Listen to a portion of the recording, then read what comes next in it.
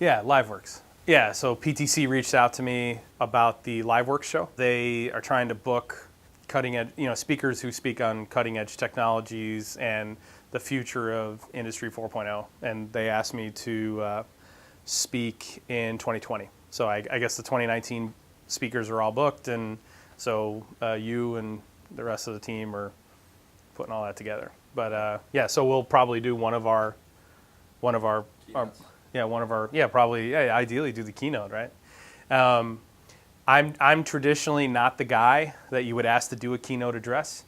Not that I can't get up there and speak, but it's one thing. I never think about people's feelings, just never, literally never. I have to. I'm so focused on the goal that people's feelings just, So if you've been doing something one way for 20 years, I respect the fact that you've been doing it for 20 years and you're that dedicated.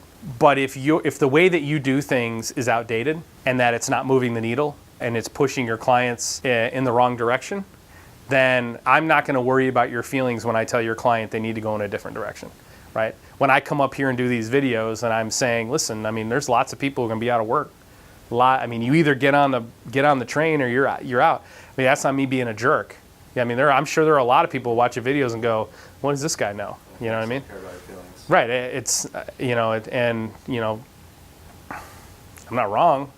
It's like the truth is your feelings don't mean anything. At the end of the day, no one cares about your feelings. They don't. Our life is about results, and it's definitely a shortcoming of mine that I don't think about people's feelings. Hey, Andrew, let me ask you a question.